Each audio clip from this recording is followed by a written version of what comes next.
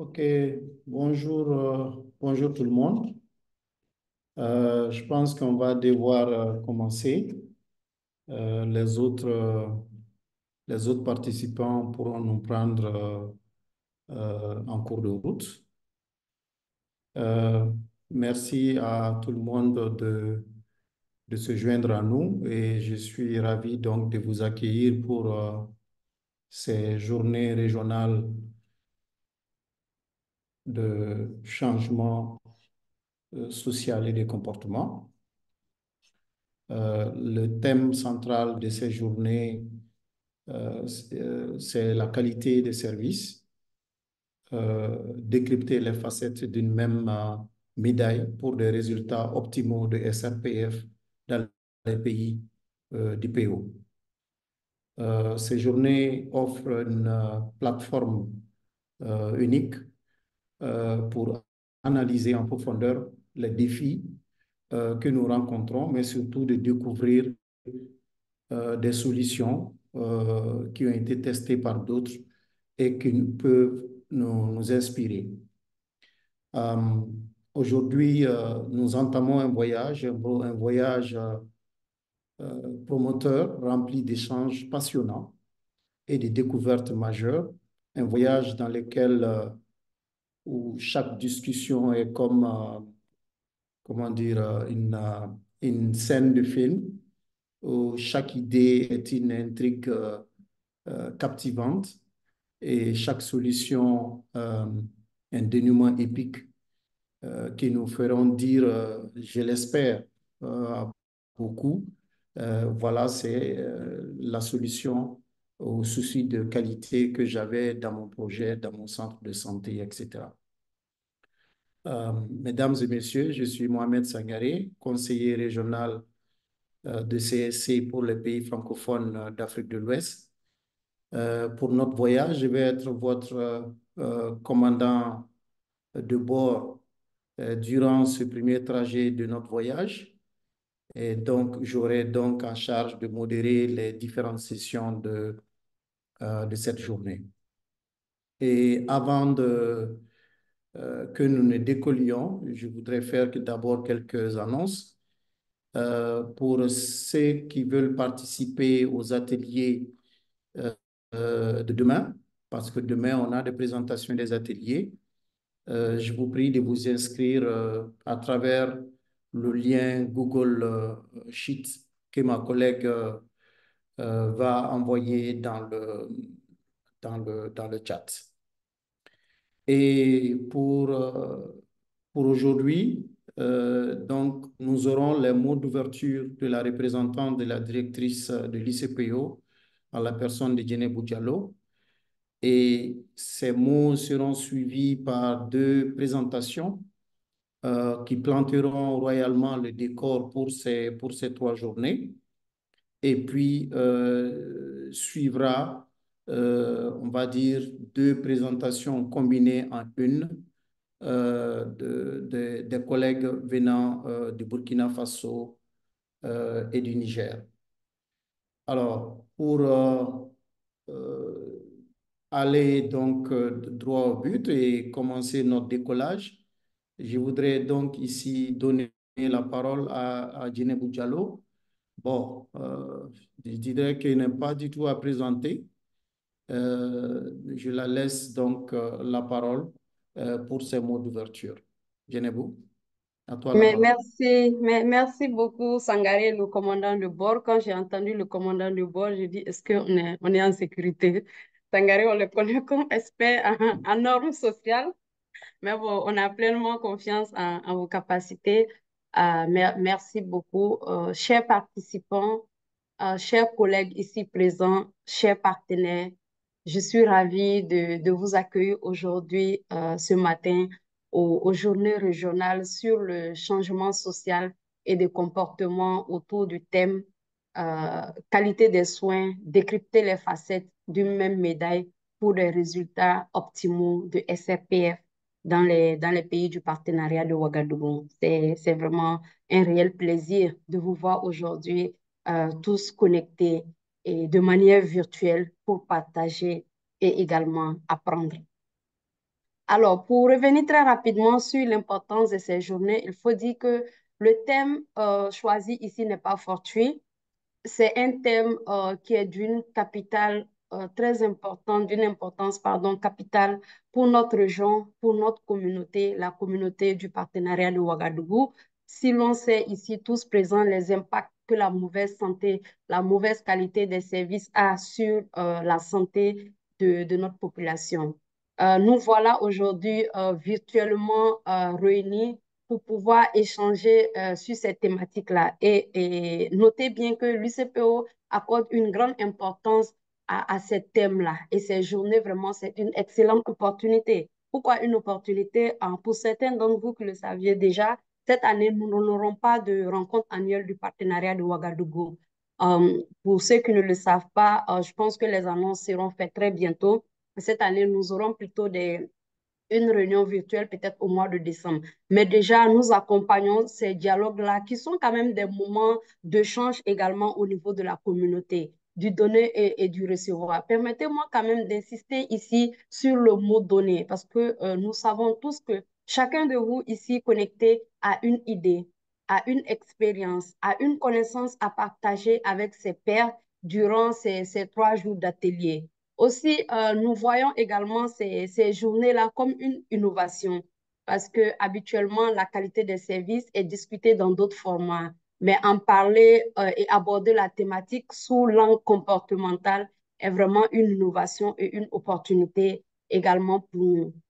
Aussi, comme j'aime bien le dire, le changement social et de comportement est comme la partie non immergée d'un iceberg. Pour reprendre ici les propos de Ban Ki-moon, c'est juste comme la partie invisible de l'iceberg. Et explorer donc cette thématique-là aujourd'hui avec vous, c'est mettre la main sur les causes profondes des défis que nous rencontrons et également d'identifier ensemble la faiblesse du taux de prévalence contraceptive dans les régions du partenariat de Ouagadougou, où nous le savons également, le taux de prévalence est vraiment énorme, surtout aujourd'hui avec le contexte particulier que nous rencontrons. Comme je l'ai dit tantôt, le thème ici, le choix du thème n'est pas fortuit. Nous explorerons pardon, au cours de ces 3 jours divers aspects qui influencent la qualité des soins et de discuter de solutions.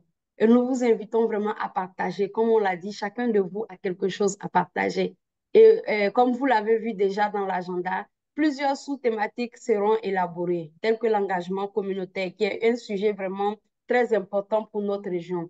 Les approches intégrées, prenant en compte plusieurs facettes pour améliorer la qualité des innovations dans le feedback communautaire et également la qualité des services en période de crise. Je le disais tantôt, aujourd'hui, les crises font partie intégrante de nos ménages, de nos vocabulaires. Que nous ne voulions ou non, nous devons en parler. C'est vraiment une obligation pour nous, malheureusement. Alors, la formule de ces 3 jours également est une innovation. Aujourd'hui, je pense que le mot majeur, ça sera innovation parce que nous aurons des keynote speakers. Nous aurons également des sessions interactives avec des ateliers de renforcement de capacités sur des sujets comme la gestion des connaissances qui n'est plus à présenter dans notre région, les normes sociales et également le numérique avec la conception d'un chatbot. Donc, ces divers formats nous permettront également d'approfondir notre compréhension et d'appliquer de nouvelles stratégies dans nos contextes respectifs. Lorsqu'on discutait de l'agenda, on s'est dit que ces journées-là mettent vraiment l'accent sur des sujets tellement pertinents qui seront vus au cours des 3 jours. Donc, quelqu'un qui tirerait vraiment profit de cet atelier-là, c'est celui-là qui participera aux 3 jours. Parce que vous verrez aujourd'hui des notions qui ne seront pas forcément traitées demain et ainsi de suite. Je vous invite donc à vraiment participer de manière active et dynamique, à vous libérer de tout engagement pour être là. Poser des questions, c'est un cadre également convivial. C'est vraiment entre nous, donc vraiment poser des questions, partager vos expériences et idées. Vos contributions sont bien attendues, les bienvenues. Permettez-moi ici de remercier chaleureusement l'USAID et les autres bailleurs pour leur soutien constant. Et permettez-moi particulièrement de remercier Breakthrough Action avec ici Sangaré, avec lequel nous avons travaillé minutieusement pour l'organisation de cette activité. En fait, c'est un trio magique, c'est un trio constitué de Breakthrough Action, de Knowledge Success avec Aïssatou Choi et également de Pathfinder Burkina Faso avec Ginette. En fait, ce trio-là nous amène toujours de grandes idées. Dans le cadre de la rapport passé, quand on a eu un peu à faire l'évaluation, que ce soit au niveau des bailleurs, que ce soit au niveau des acteurs, l'activité qui est toujours revenue, c'était cette session-là qu'il y a eu sur le partage des GSEC et autres. Malheureusement, je n'ai pas pu participer en raison de mon agenda super chargé, mais je pense que j'ai beaucoup raté parce que c'est la session qui est vraiment revenue comme la session la plus intéressante où les gens ont beaucoup appris. Donc, permettez-moi de les remercier, de saluer les efforts et également des idées que vous mettez en charge au bénéfice également de la communauté. Nous avons tous ici le potentiel de devenir des catalyseurs de changement. Engageons-nous pleinement et faisons de ces journées-là un tournant décisif pour la santé reproductive et la planification familiale dans l'espace du partenariat de Ouagadougou. Sur ces mots d'espoir, je souhaite des journées fructueuses et enrichissantes. Je déclare ouvertes les journées régionales de changement social et de comportement sur le thème qualité des services, décrypter les facettes d'une même médaille pour les résultats optimaux de SRPF dans les pays du partenariat de Ouagadougou. Je vous remercie. Ok, merci beaucoup, Djenebou, pour ces mots. Bon, en tout cas, ça veut dire que c'est le trio qui est on va dire, qui est dans la cockpit pour conduire ces vols. Et je suis sûr on va arriver à bon port. Et merci également pour ces assertions concernant le poids de l'aspect comportemental dans la qualité du service, qui jusque-là n'est pas suffisamment pris en compte ne sont pas suffisamment pris en compte dans le cadre des programmes d'amélioration de la qualité. Merci beaucoup pour le temps, merci pour la présence et merci également pour l'accompagnement du CPO pour cette activité, également pour d'autres activités. Alors, nous allons, après ces mots d'ouverture, nous allons donc parler d'une revue de la littérature parce que nous essayons maintenant de planter les décors pour permettre à ce que nous puissions savoir exactement sur quoi nous allons bâtir nos discussions de ces 3 jours. Donc, on va essayer de donner un cadre. Et pour cela, je voudrais inviter Martha donc, à partager avec nous, Martha Silva, à partager avec nous les résultats d'une revue donc, de la littérature dans notre région. Et Martha est professeure adjoint en santé internationale et développement durable à l'Université de Tulane. Et depuis de 2017 à 2023, elle a été la stratège des données et la responsable de l'équipe d'innovation pour Breakthrough Research. Et elle a dirigé plusieurs projets de recherche et d'évaluation en Afrique de l'Ouest francophone. Donc, c'est vraiment un réel plaisir, Martha, de vous avoir avec nous pour partager on va dire, les informations clés de cette étude importante qui a été également le fer de lance de beaucoup d'autres initiatives. Martha? Voilà, juste pour des soucis de connexion, on va regarder la vidéo que Martha a voulu bien enregistrer pour nous, au cas où la connexion ne serait pas avec nous, mais elle est en ligne avec nous et elle pourra éventuellement répondre à vos questions. OK, Marcella, vous pouvez y aller. Merci. Bonjour, je m'appelle Martha Silva et je suis professeure adjointe à l'école de santé publique de l'Université de Tulane et j'ai le plaisir de vous présenter aujourd'hui un travail réalisé dans le cadre du projet Breakthrough Research. Et ce travail date de 2019. Il est donc important de garder à l'esprit qu'il peut y avoir plus de preuves publiées aujourd'hui, mais je vais vous présenter une analyse du terrain, des approches de changement de comportement des prestataires mises en œuvre en Afrique de l'Ouest francophone. L'interaction entre le prestataire et le client n'est généralement pas considérée comme un domaine potentiel pour les interventions de changement social et de comportement.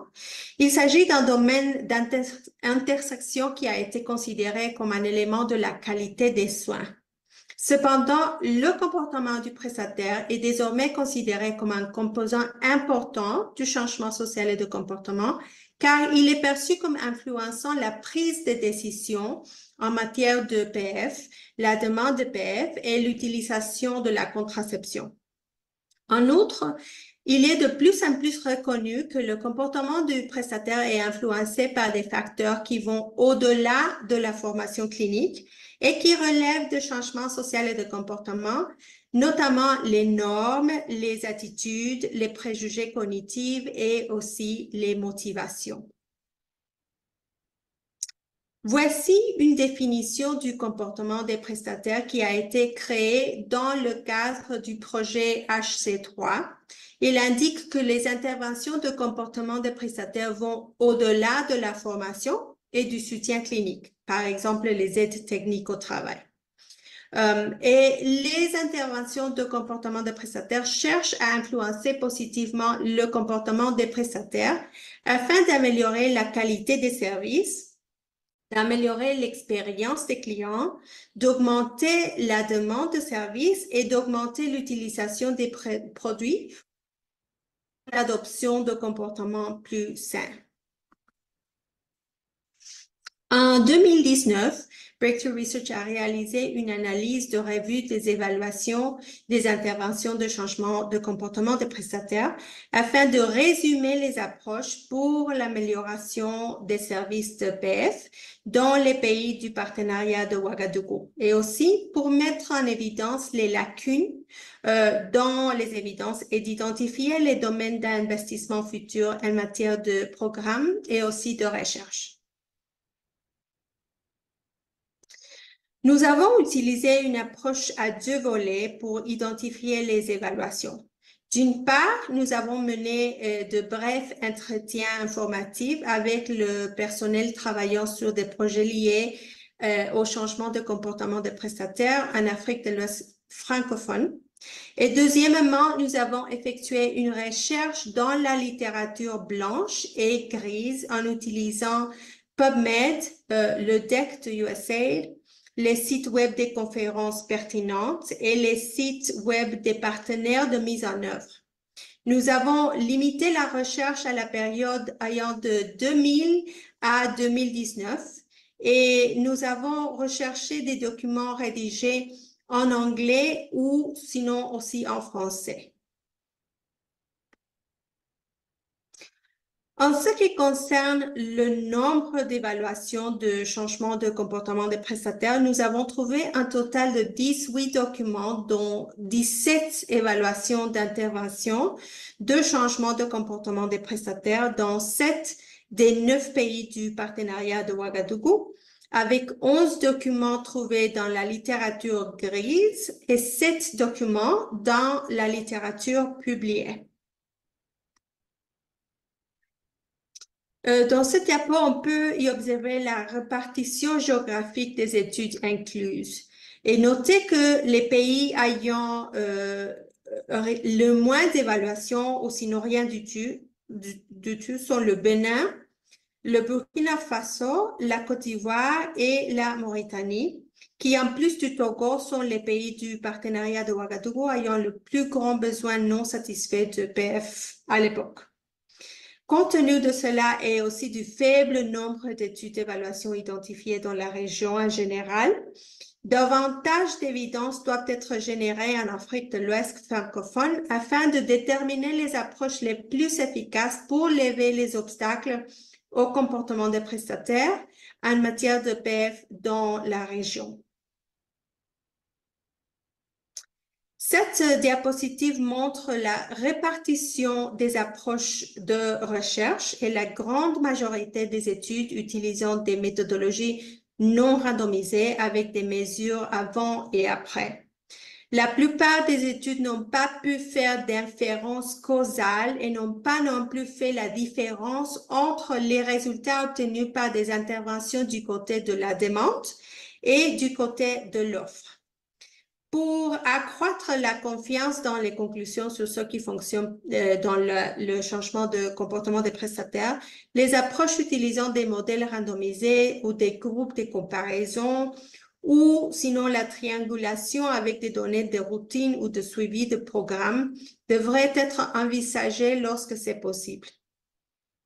Les futurs programmes devraient envisager des modèles d'évaluation capables d'évaluer la contribution relative des éléments lorsque les interventions de prévention du changement social, du changement des prestataires comprennent un ensemble d'approches et d'évaluer quelles approches sont les plus efficaces lorsqu'elles sont combinées. Nous avons constaté aussi que la plupart des interventions de changement des comportements de prestataires évalués s'attaquaient aux connaissances et aux compétences, ainsi qu'aux obstacles structurels et contextuels par le biais d'approches managériales de formation et d'éducation et d'amélioration des processus institutionnels. Il y avait peu de preuves sur les approches utilisées pour aborder les attitudes et les préjugés des prestataires, un obstacle que les programmes de changement social et de comportement sont bien placés pour aborder. Nos principales recommandations sont les suivantes. Les partenaires de mise en œuvre de changement social et de comportement et les chercheurs devraient utiliser le travail formatif pour identifier les déterminants contextuels du comportement des prestataires afin d'identifier les barrières les plus importantes et davantage de programmes de changement social et de comportement devraient viser à s'attaquer aux barrières attitudinales, y compris les préjugés des prestataires. Nous avons également constaté qu'un grand nombre des mêmes approches étaient utilisées dans les interventions de changement de comportement des prestataires, en particulier les approches de supervision et de formation. Les données probant sur la responsabilité sociale et les approches basées sur les incitatives sont limitées. Il est nécessaire de tester davantage ce type d'approche pour comprendre la gamme d'interventions qui peuvent être utilisées efficacement pour améliorer le comportement des prestataires.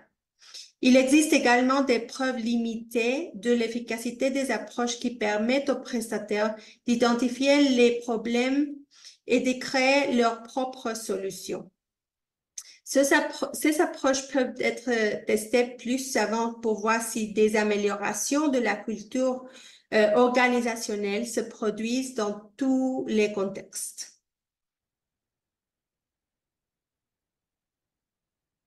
En ce qui concerne les résultats évalués par les évaluations, nous avons constaté que la plupart d'entre elles n'évaluaient que les résultats au niveau des clients, tels que l'utilisation de l'APF, sans évaluer l'impact du programme de changement de comportement des prestataires sur les compétences, les attitudes ou les comportements des prestataires. Nous avons également constaté que la qualité des soins n'était pas évaluée dans la plupart des évaluations examinées et que les quelques études qui se sont penchées sur la qualité des services n'ont pris en compte que les perspectives des prestataires et non celles des clients. Alors, pour passer des principales conclusions aux recommandations, nous suggérons que les évaluations recueillent les résultats au niveau du prestataire et au niveau du client, afin de tester leur théorie des changements. De plus, des recherches sont nécessaires pour identifier les approches de changement de comportement des prestataires les plus efficaces pour améliorer la qualité des soins. Enfin, il convient de prendre en compte de multiples points de vue, c'est-à-dire celui du prestataire, celui du client, lors de l'évaluation de l'évolution de la qualité de soins. En termes de documentation programmatique, nous avons constaté que les voies permettant aux interventions de changement de comportement des prestataires d'atteindre les objectifs prévus n'étaient généralement pas documentées et qu'un nombre limité de programmes documentés et partagés la recherche formative utilisée pour informer leur conception de l'intervention. Alors, nous recommandons aux partenaires de mise en œuvre de changement social et de comportement de développer et de documenter les théories des changements, la recherche formative et aussi les leçons apprises afin de fournir une compréhension plus solide des approches de changement de comportement des prestataires qui fonctionnent et qui ne fonctionnent pas dans différents contextes et avec différents types de prestataires. Nous avons constaté aussi qu'il y avait peu d'éléments probants pour lutter contre les préjugés des prestataires à l'égard des adolescents et des femmes nullipares.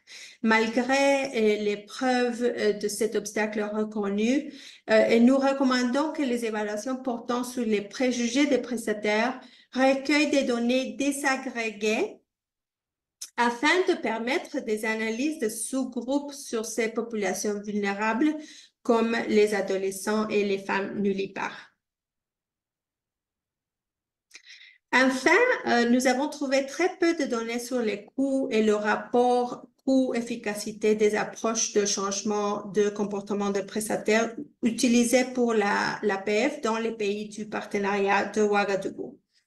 Une seule étude a examiné le coût de l'intervention et aucune n'a examiné le rapport coût-efficacité. Nous recommandons les évaluations futures qui collectent des données sur les coûts, évaluent le rapport coût-efficacité des approches de changement de comportement des prestataires. Je termine en disant que bien que cette étude de revue date de quelques années, je pense que les recommandations sont toujours importantes à garder à l'esprit et à vérifier dans quelle mesure le travail dans les pays du partenariat de Ouagadougou a progressé par rapport à ce paysage que je viens de présenter. Merci beaucoup.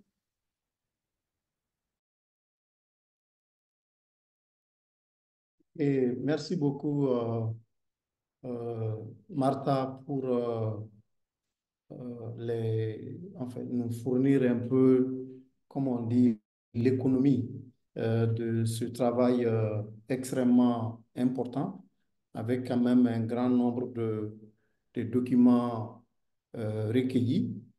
Et je note également que, enfin, il y a une certaine disparité entre le nombre d'évaluations dans les différents pays, avec en tête le Sénégal avec 23% de ce qui a été recensé. Bon, on note également que les interventions combinées sont les plus efficaces et que dans l'état actuel, il y a vraiment besoin de mener plus de recherches en termes de déterminants de comportement, en termes de recherche formative, de recherche sur les barrières comportementales, sur les relations prestateurs-clients, mais également de mener d'autres recherches pour, par exemple, prouver l'efficacité, coût-efficacité concernant les interventions de changement de comportement des prestateurs. Alors, je suis ravi que Tienebou soit en ligne avec l'agenda de la recherche. J'espère que dans les, dans les moments, années à venir, on pensera à éplucher un peu ou à creuser un peu plus ce genre d'aspects dans l'agenda de la recherche. Alors, on va continuer donc à planter les décors. Et cette fois-ci, on va parler de l'écosystème de comportement de prestataires. Et pour cela, je vais faire appel à Claudia Vondrasek. Claudia est la directrice des programmes et de l'intégration pour le projet Breakthrough Action. Elle travaille, wow, depuis belle lurette, en tout cas en Afrique francophone, plus de 30 ans. Et quasiment, je pense que c'est difficile en tout cas de sillonner un domaine de la santé. Si vous cherchez les documents loin, loin, loin, loin dans les années 80, vous allez tomber très souvent sur le nom de Claudia. J'ai fait sa connaissance dans les papiers avant de la voir physiquement. Bon, alors, Claudia, je te laisse piloter notre vol et de nous poser sans encombre. Merci et à toi la parole. Merci beaucoup, Sangaré, pour cet accueil chaleureux. Et vraiment, je suis ravie de pouvoir vous présenter cette carte de l'écosystème pour le changement de comportement des prestataires de santé, car je trouve que c'était pour une première fois une excellente vue d'ensemble de tous les facteurs qui influencent justement le comportement des prestataires. Slide. Donc, le mot qui est important sur ce diapo, c'est systémique. Nous avons depuis assez longtemps regardé comment améliorer le comportement, n'est-ce pas, des prestataires. On a créé des outils de formation de counseling, on a créé des outils pour appuyer le counseling et on s'est dit que voilà, le prestataire doit pouvoir bien travailler. Aujourd'hui, nous comprenons que ce n'est plus assez de pouvoir proposer des choses qui regardent uniquement le prestataire. Slide. Donc, on parle de cette perspective systémique parce que nous savons que les personnes, les prestataires sont après et avant tout les personnes, ils opèrent dans un système très complexe. Nous avons sans doute nous tous sur cet webinaire, nous avons déjà travaillé peut-être au sein d'un centre de santé ou même dans une district sanitaire où on essaie d'améliorer la qualité des services ou bien de pouvoir répondre aux besoins des populations. Et nous voyons qu'il faudrait aller au-delà de ce clinique ou ce district pour regarder plutôt le système dans lequel cette prestataire, cette personne navigue pour pouvoir mieux répondre à ses besoins.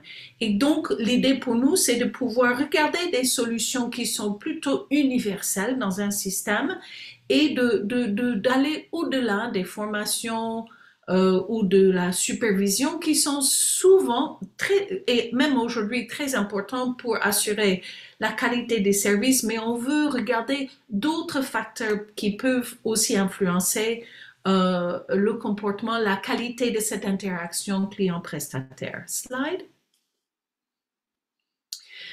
Je regarde de manière historique ce que nous avions fait depuis un temps.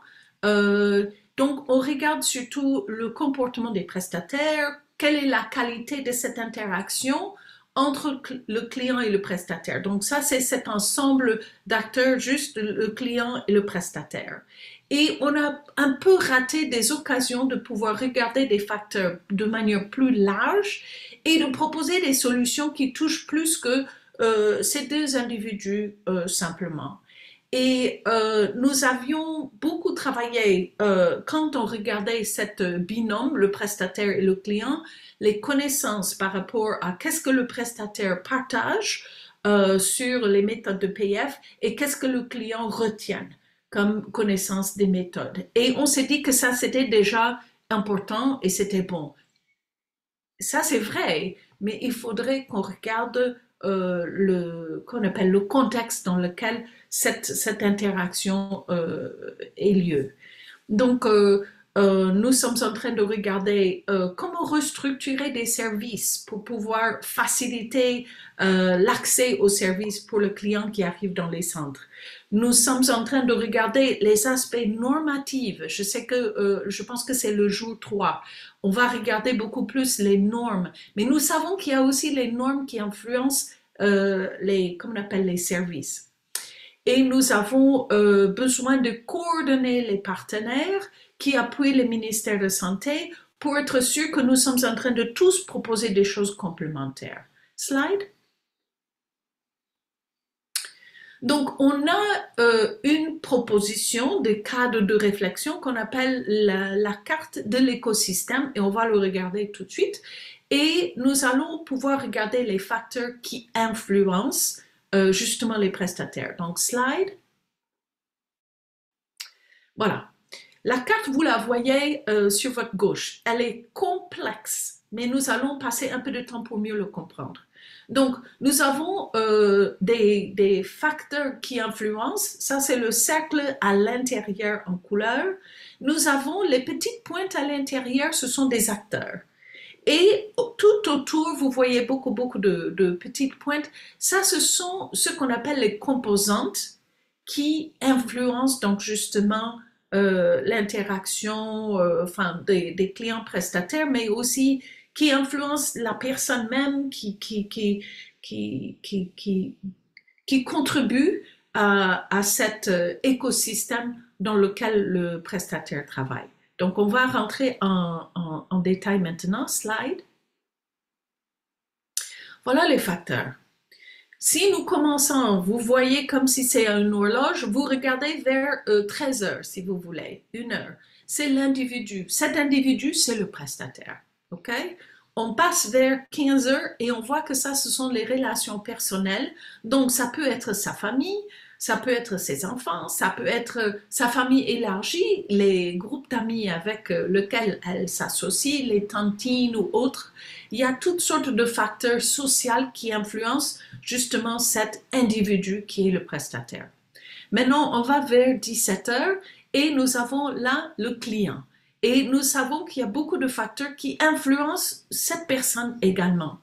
Quel est son niveau d'éducation? Quel est son statut à la maison? Est-ce qu'elle est dans un mariage polygame? Est-ce qu'elle vit avec la famille de son mari, etc., etc. On passe plutôt vers 18 heures et là, nous avons le contexte communautaire et les normes sociales. Et nous savons, à force d'avoir travaillé dans ce domaine, que ça pèse beaucoup sur justement, pas seulement ce que le client amène comme bagage culturel et autres, mais aussi ce que le prestataire ressent par rapport aux membres de sa communauté. Maintenant, on va passer plutôt vers 20 heures et vous voyez en violet, une grosse partie, c'est l'environnement du travail. Quel est ce contexte spécifique de son environnement de travail? On va regarder tout à l'heure. Et puis maintenant, nous passons en haut. Quel est le gouvernance, c'est-à-dire les normes, les protocoles, les standards? Et puis finalement, la partie grise vers 23 heures, vous avez le pays et le contexte géopolitique. Nous savons qu'il y a beaucoup de stress politique actuellement. Qu'est-ce que ça fait pour influencer les opérations des services de santé? Nous savons que ça affecte beaucoup. Donc, slide. Ici, ce que je voudrais vous présenter, c'est un peu la suite de la présentation de Martha.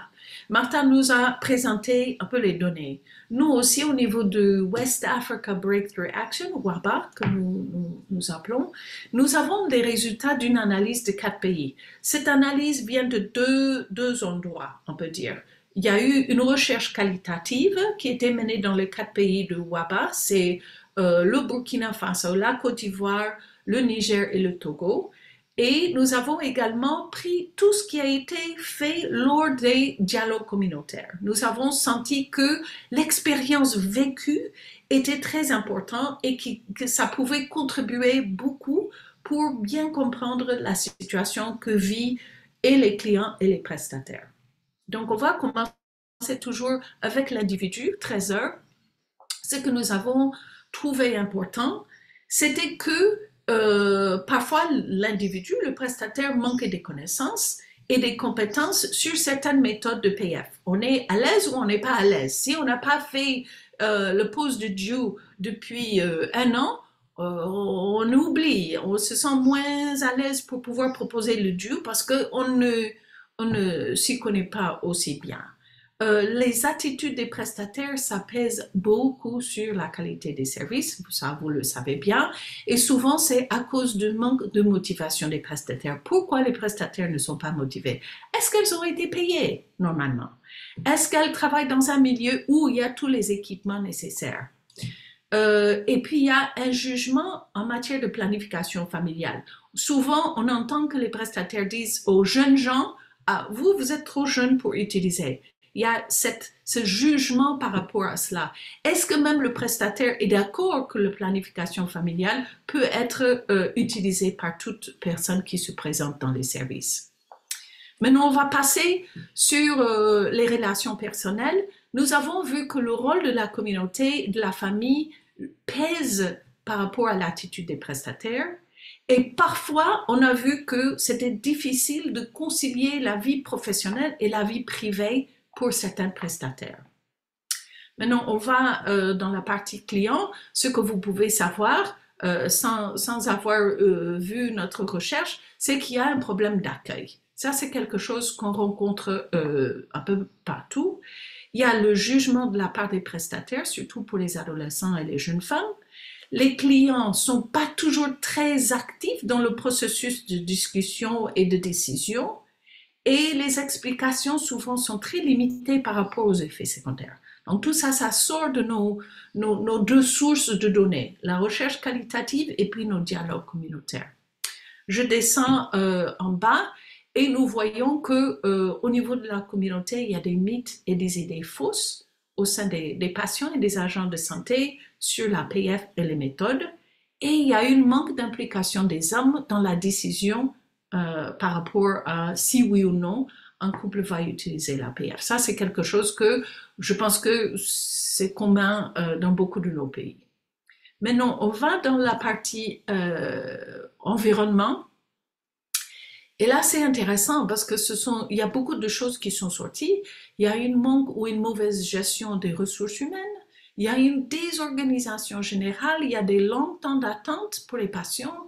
L'environnement est un peu stressant pour les agents de santé. Il y a souvent un manque de confidentialité parce qu'il n'y a pas des boîtes où on peut avoir un counseling vraiment tout à fait confidentiel. Les heures d'ouverture sont mal adaptées aux besoins, par exemple, des jeunes ou des hommes. Nous avons les mauvaises conditions de travail, mauvaise connexion Internet. Ça, ce sont des choses que je ne vous apprends pas. Par rapport à la partie système de gouvernance, il manque d'outils et d'équipements. Souvent, les outils sont peu adaptés ou réalisés du terrain. Les coûts des services, ça c'est quelque chose, on peut passer toute une longue discussion dessus. Souvent les coûts ne sont pas affichés, les clients ne savent pas ce qu'ils doivent qu'on appelle amener avec elles pour pouvoir payer des services. Il y a un manque souvent de supervision ou de formation, ça c'est assez régulièrement ressorti. Et puis, il y a un manque d'évaluation au niveau des prestataires de santé. Et ça, c'est aussi très important. On veut savoir comment sont appréciés nos services. Et puis, au niveau de contexte géopolitique, parfois, il manque un financement pour le changement de comportement des prestataires. Le CCP, c'est ça. Et il y a un manque de coordination au sein des partenaires de santé. Tout ce qui sort de ce diapo, ça sort donc justement de cette recherche qualitative et les dialogues communautaires. Et ce qui n'est pas sorti nécessairement dans les résultats sur le diapo, c'est qu'il y a eu une sorte de tension entre ce qui se passe au niveau de la périphérie et ce qui se passe au niveau central. Et souvent, le niveau central ne comprend pas très bien les problèmes qui sont vécus au niveau de la périphérie. Donc, il y a ça aussi, cette communication entre le niveau central et le niveau périphérique par rapport aux services. Donc ça, c'est bien sûr très très riche, ce que je viens de vous présenter, mais je suppose que ce ne sont pas tellement des choses nouvelles qui sont sorties. Mais c'est ça, ce que nous avons utilisé pour développer, pour concevoir des solutions que vous allez entendre de la part de mes collègues qui vont présenter tout à l'heure, comment nous avons fait face à ces challenges. Slide. Ok, donc nous avons deux liens que nous allons regarder. Nous avons qu'on appelle le lien qui est ici, et je vais demander à Brooke peut-être de mettre ça dans le chat, c'est pas urgent, voilà. Ça va être les détails de ce que je vais vous présenter tout de suite. Donc, slide. Vous voyez les petites pointes tout autour, elles sont mises en relation les uns avec les autres, ok? Je vous donne un exemple. Il y a le composante identité qui est le petit point rouge que vous voyez en haut, et vous voyez toutes ces autres pointes qui sont autour qui jouent par rapport à cette identité. Et nous avons vu, et vous voyez en bas à gauche, c'est lié, l'identité du prestataire, c'est lié aux attitudes, valeurs, normes, expériences passées, normes sociales et de genre, les rôles et les attentes du staff, etc. Slide. Ce qui est intéressant ici, voilà, ça c'est une autre pointe, ça c'est de l'autre côté, dans l'environnement de travail, vous voyez vers 20 heures là, le soutien perçu. Je tire votre attention sur le deuxième paragraphe à gauche. Pourquoi ceci est important pour le changement de comportement des prestataires? Je vous lis. Lorsque les prestataires se sentent soutenus par leurs collègues et leurs superviseurs, leur auto-efficacité et leur motivation à fournir des services de qualité s'améliore. Qu'est-ce que j'ai dit tout à l'heure? Nous avons vu que les prestataires ne sont pas motivés. Eh ben, on voit que un soutien entre prestataires est important justement pour cette motivation motivation des prestataires de pouvoir fournir les bons conseils ou une bonne interaction. Slide. Donc, voilà, nous allons explorer, Brooke, si tu pourrais mettre le lien qui est en haut, je vous invite chacun d'ouvrir ce lien. Je vous donne une petite minute, je sais que je n'ai que 3 minutes qui restent, mais c'est mon avant-dernier diapo, je crois bien. Vous allez ouvrir la page et naviguer dans la carte. Vous descendez la page pour arriver à l'outil interactif. J'espère que vous y êtes. Vous allez rencontrer les acteurs selon le modèle socio-écologique et par facteur, que ça soit l'individu, que ça soit le client, etc. Mais maintenant, ce qui va être intéressant, et je vous presse un peu de continuer à descendre, vous allez voir la fiche de travail. Et là, c'est un excellent outil pour savoir dans votre contexte, où sont les challenges, où sont les défis les plus importants que vous voulez considérer dans votre travail à vous. Donc, peut-être pas tout de suite, mais je vous invite à consulter cette fiche de travail et de pouvoir identifier, vous, avec vos collègues peut-être, qu'est-ce qui sont pour vous les challenges, les défis les plus importants que vous voulez, comment on appelle, reconnaître et considérer pour votre travail d'améliorer la qualité des services et surtout le comportement des prestataires. On peut aller slide. Voilà, ça c'est un QR code pour tout ce qui est lié à cet écosystème. Et je crois que c'est mon dernier diapo. Oui. Slide. Voilà. Voilà mon email. Si vous avez des questions, je suis ravie de travailler sur cette question et je suis contente de continuer à appuyer les collègues de la sous-région du partenariat de Ouagadougou. Et voilà. Si vous avez des questions, je ne sais pas si on a un petit moment avant de passer la parole au prochain intervenant. Mais voilà. Et merci beaucoup, Claudia, pour cette très belle introduction à l'écosystème de comportement des prestataires.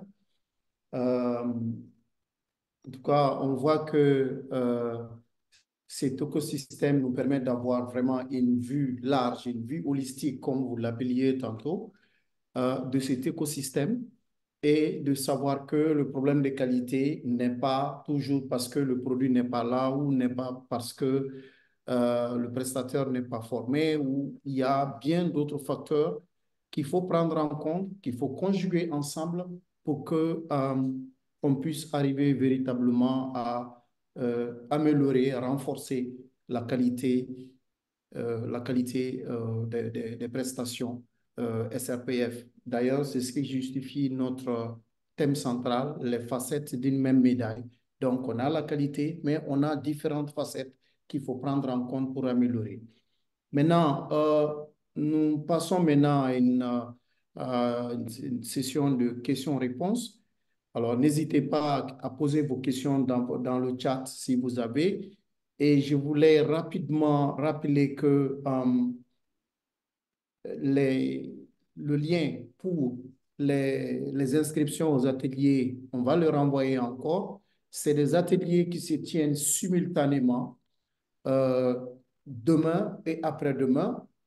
Et demain, vous avez un atelier de gestion des connaissances que Aïssatou va modérer et faciliter, et un autre sur cet écosystème que vous venez de voir. On va essayer d'aller un peu plus en profondeur à l'intérieur, que j'aurai le plaisir donc de faciliter.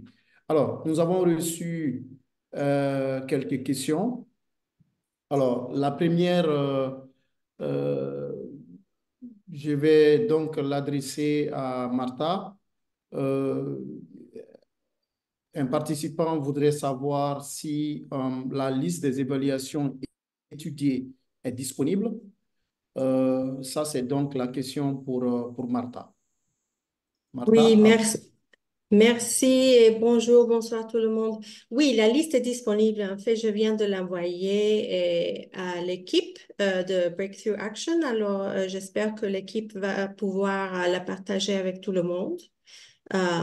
Et je note aussi, je vais mettre mon courriel parce que j'ai changé de courriel récemment. Alors, je vais mettre mon email dans le chat. Si quelqu'un veut me poser une question après, vous pouvez toujours m'envoyer un petit courriel. Merci. D'accord. OK, merci. Alors, moi-même, j'ai une question parce que quand vous étiez en train de présenter le nombre d'études dans les différents pays, peut-être qu'il n'y a pas une relation disons, de cause à effet. Mais est-ce que, en termes de qualité de service, on peut plus ou moins se dire qu'il y a une sorte de petite relation entre les pays qui font plus d'études sur ce type d'évaluation ont relativement des qualités de service un tout petit peu plus élevées que par rapport aux pays qui n'en font pas beaucoup. Ah, ça, c'est difficile à dire. C'est vrai qu'il y a une relation, je l'ai noté pendant la présentation, les pays qui à cette époque euh, avaient les taux plus hauts je cherche l'information, qui avaient le taux le plus haut de demandes non satisfaites, avaient moins d'études. Mais je veux noter que ce sont des études qui sont soit publiées ou des rapports techniques qui sont chez certaines organisations. Alors, c'est vrai qu'il pourrait avoir des études que nous, on n'a pas trouvées. Alors, ça, c'est toujours vrai. Mais je pense que le message le plus important, c'est qu'il n'y a pas beaucoup d'études. Il y a certains pays, surtout le Burkina, aucune étude Mauritanie et Côte d'Ivoire à ce moment. Alors, il y a une manque généralisée d'études il faut un peu voir.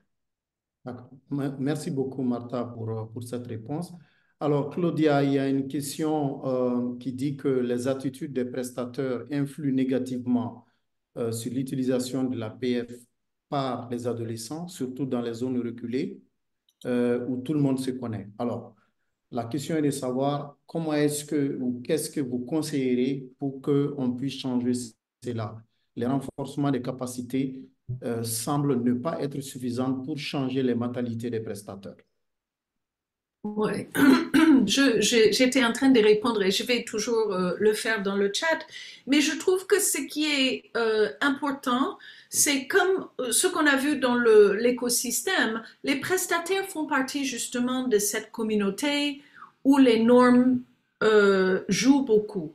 Et donc, nous avons vu dans quelques cas le fait de pouvoir organiser les dialogues communautaires où justement on soulève cette question avec les leaders communautaires et nous invitons par la suite ces mêmes leaders à venir dans les services pour comprendre un peu mieux l'offre des services, ça peut les amener à être plus ouverts à ce que les jeunes personnes soient acceptées dans les services. L'autre chose, c'est qu'il faut regarder les normes de service et voir de manière légale l'âge et le statut de mariage dans ce qui sont les normes de service. N'est-ce pas? Si par exemple les services sont officiellement disponibles pour ceux qui ont 14 ans, ben, il faut qu'on rappelle aux prestataires qu'une fille, parce qu'elle peut être mariée déjà, elle devrait pouvoir accéder au service. Mais j'avoue que ça, c'est quelque chose, les normes sociales, c'est quelque chose, et je pense que Sangaré, n'est-ce pas, c'est le jeudi où on va beaucoup en discuter. Ces prestataires sont tellement influencés par les normes. Et une fois qu'on puisse introduire ce changement des normes, on va voir que les services reflètent ce changement des normes dans les communautés. Mais je pense que il y a beaucoup d'éducation que nous menons aussi au niveau de la communauté par rapport aux parents, par rapport ce que nous appelons les alliés des jeunes. Et je pense qu'il est important d'impliquer ces alliés pour pouvoir influencer les autres, je dirais, adultes, les personnes plus âgées, pour pouvoir justement créer cette sorte de coalition jeunes et alliés pour pouvoir encourager ce changement recherché auprès des prestataires. C'est difficile, mais c'est quand même faisable et nous avons vu quand même quelques réactions. Je ne sais pas si vous avez, on peut mettre le lien de, par exemple, Merci Monero ou bien le lien pour Empathways. Nous avons des outils qui ont été utilisés justement pour briser cette difficulté des prestataires de pouvoir accueillir et de comprendre l'importance de l'utilisation de PF par des jeunes gens. Donc, ce sont des outils et des expériences. Je suis sûre que d'autres collègues pourraient en parler davantage, mais nous avons vu que souvent l'exposition à ce dialogue jeune-adulte, ça casse un peu le barrière, mais aussi l'utilisation des mass médias, les réseaux sociaux, ça encourage aussi le partage des informations et des attitudes qui peuvent apporter donc justement cette ouverture d'esprit de pouvoir recevoir les jeunes dans les services de PF. OK, merci beaucoup Claudia pour ces réponses. Alors, on va essayer, il y a encore des questions. Comment dire, pour Martha, mais on va essayer d'aller très, très vite.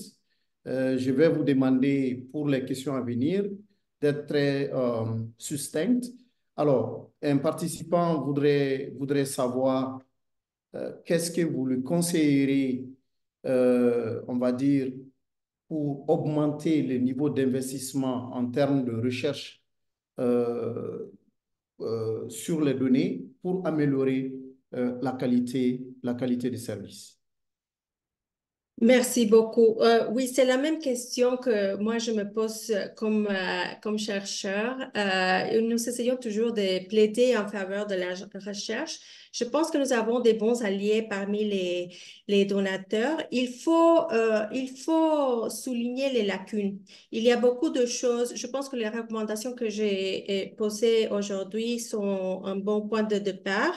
On n'a pas beaucoup d'informations sur certaines approches. On n'a pas beaucoup d'informations qui lient les données clients avec les données prestataires. Alors, les lacunes sont claires. Il faut plaider et c'est ce travail que nous faisons toujours. Merci.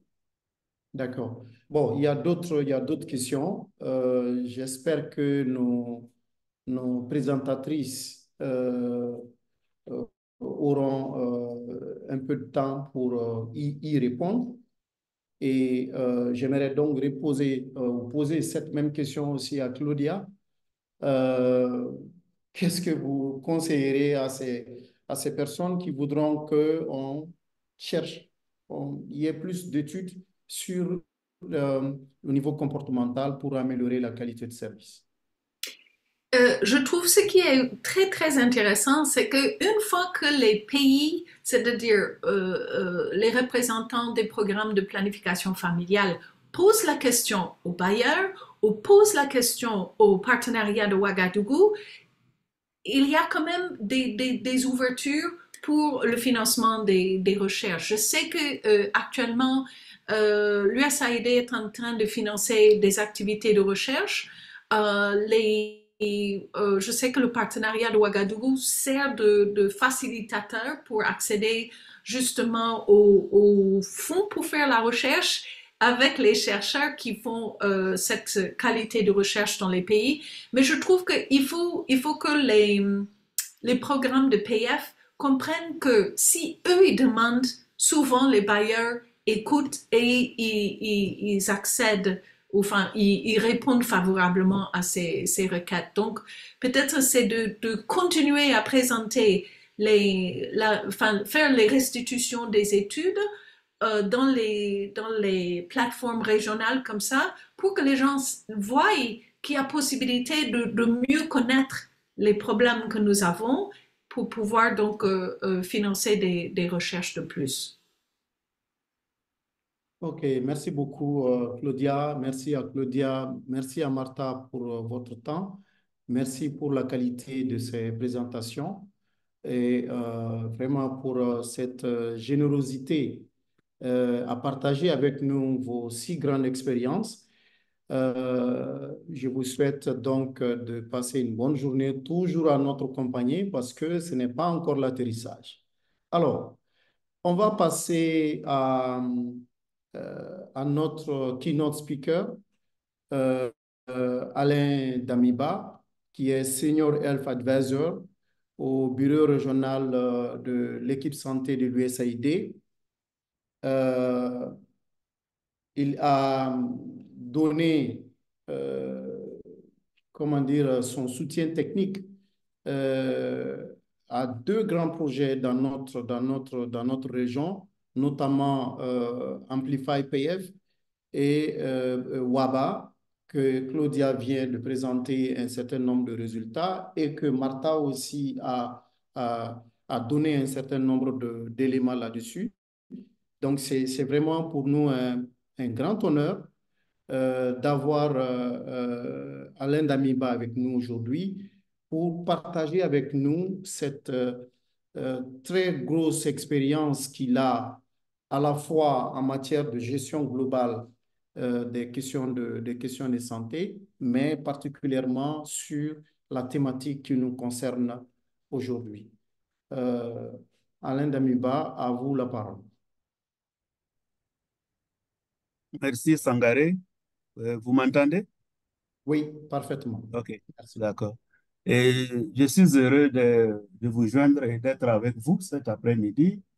J'étais un peu en retard parce que j'étais à une autre rencontre, mais vraiment, je suis très heureux de pouvoir faire quelques réflexions et puis témoigner aussi de ce que j'ai vu avec les différents projets de l'Afrique de l'Ouest qui ont été financés par l'USAID. Et merci à Martha et à Claudia pour les présentations très, très intéressantes qui ont été faites tout à l'heure. Moi, je suis un grand, grand supporter des approches de changement social et de comportement. Et je pense que c'est des approches qui ont fait leur preuve et qui sont considérées des pratiques à haut impact et qui nous ont aidés. Par exemple, vous avez mentionné le projet Amplify PF qui était financé par l'USAID et qui était dirigé par Pathfinder euh, et aussi en collaboration avec l'Université de Johns Hopkins Waba, qui ont travaillé ensemble.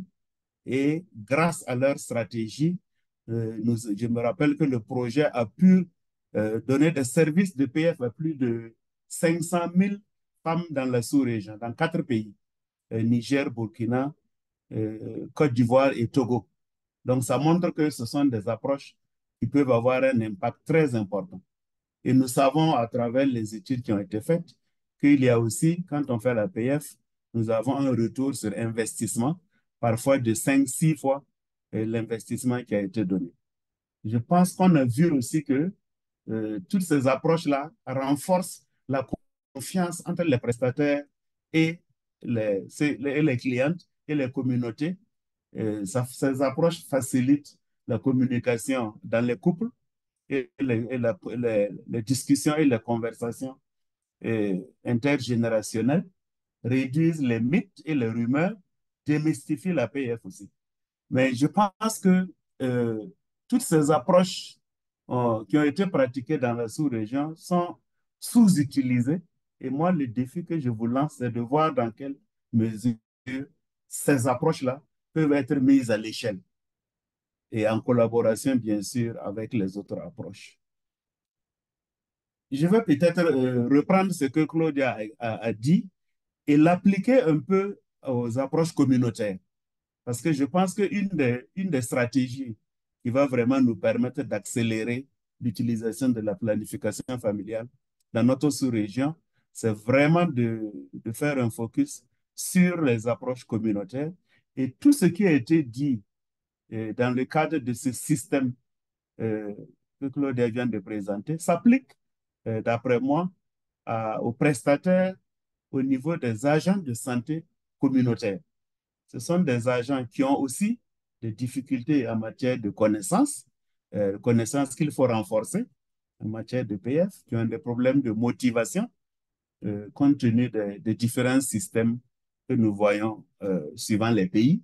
Il y a des pays où il y a des salaires, il y a des pays où ça s'appelle motivation, il y a des pays où c'est plutôt des équipements ou des transports, etc. Et puis aussi, à cause de l'intégration, on voit que la charge de travail est très énorme. Et ce qui finit par peut-être nuire de temps en temps au temps qu'ils devraient consacrer à faire le counseling et à communiquer avec la communauté pour parler de la planification familiale. Il y a aussi les problèmes de confidentialité qu'on retrouve au niveau des communautés parce que quand l'agent de santé communautaire va dans les cases, dans les maisons, ou quand les voisins ou les membres de la communauté viennent voir l'agent, il y a toujours des rumeurs, il y a toujours des inquiétudes, etc. Et l'agent de santé communautaire doit naviguer tout ça. Il y a aussi le problème, bien sûr, important de transport, des équipements, etc. Donc, tout ça vraiment s'applique aux agents de santé communautaire. Et je voulais juste dire que c'est un aspect que je souhaiterais que la communauté qui traverse les changements sociaux et de comportement vraiment s'appesantisse là-dessus parce que ces agents-là sont tellement nombreux et tellement près de la communauté et comprennent la culture et vraiment ont la confiance de leur communauté respective que ça sera un impact très important que nous allons mettre en œuvre si nous arrivons à appliquer nos approches avec ces agents communautaires. Donc, pour moi, c'est très, très important. Je ne reviendrai pas sur ce que Claudia a dit sur les prestataires au niveau des structures sanitaires, parce que ça a été très, très bien couvert. Mais c'est important, je pense, d'effectivement voir que les prestataires au niveau des structures sanitaires sont un élément très important de la communauté, pas seulement des structures sanitaires, pas seulement du système de santé, mais en fait, elles appartiennent à la communauté ou ils appartiennent à la communauté et subissent donc les normes sociales, les pesanteurs, euh, les joies et les peines euh, de la communauté autour de ces prestataires-là. Et donc, ce point-là est très, très important. Euh, il faudra qu'on regarde ça de très, très près. L'autre aspect que je voulais mentionner, c'est l'importance de ces approches-là avec les couples. Je crois que ça a été mentionné il y a quelques minutes. Et je vois qu'il y a très peu de conversations en Afrique de l'Ouest autour de la vasectomie. Et moi, ça me tique un peu parce qu'à chaque fois que je visite les centres, j'étais dans un centre il y a 3, 4 semaines, j'ai parlé aux prestataires, j'ai parlé aux agents de santé communautaire, j'ai parlé aux hommes qui étaient dans ces structures sanitaires. Et quand je parle de ce que les hommes font pour contribuer ou pour accepter les méthodes de PF, on me regarde comme si je posais des questions très, très difficiles.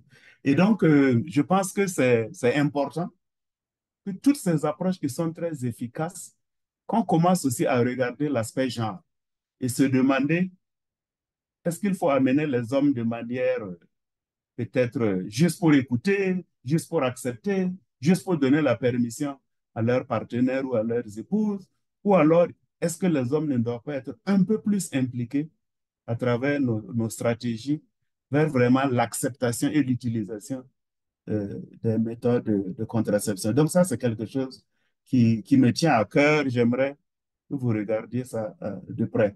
Je crois qu'un autre aspect qui est très important pour l'USAID en ce moment, c'est que tout ce que vous faites et tout ce qui a été décrit soit de plus en plus pris en charge, que le leadership de toutes ces actions-là soient prises en charge par les organisations locales, c'est-à-dire les ONG, les associations de la société civile. Et j'aimerais que cet aspect d'appropriation, cet aspect de pérennisation, cet aspect de mettre les organisations locales, les ONG, etc., devant pour que ces ONG-là ou cette société civile puisse vraiment s'impliquer à un niveau de leadership pour pouvoir développer ces approches de changement social et de comportement. Et je crois que ça va vraiment bénéficier parce qu'ils connaissent déjà le terrain, ils connaissent leur milieu et ils sont souvent des leaders dans d'autres domaines, dans leur communauté. Et je pense qu'il faut qu'on voit les voies et moyens pour vraiment assurer cette appropriation-là au niveau des ONG locales. Il y a aussi je sais qu'au niveau de Amplify PF et de WABA, je sais qu'il y a eu beaucoup de travail qui a été fait pour renforcer la capacité des groupes de travail technique au niveau du système de santé, au niveau du ministère, etc. Et donc, je pense que ça aussi, c'est un aspect que l'USAID est en train d'insister sur ce domaine-là et de demander aux différents acteurs de voir dans quelle mesure tous les outils, toutes les approches qui sont en train d'être développées peuvent être prises en charge, peuvent être développées par la partie nationale pour que ça devienne vraiment des outils qu'ils se sont appropriés et qui deviennent des outils que tous les acteurs vont utiliser, que ce soit les bailleurs de fonds, que ce soit les partenaires techniques, que ce soit les acteurs au niveau national dans les districts. Vraiment renforcer cet aspect d'institutionnalisation des conversations que nous avons cet après-midi. L'autre aspect que je voulais mentionner, c'est la nécessité de renforcer et de coordonner et de se rapprocher encore plus de tous les autres aspects du système de santé.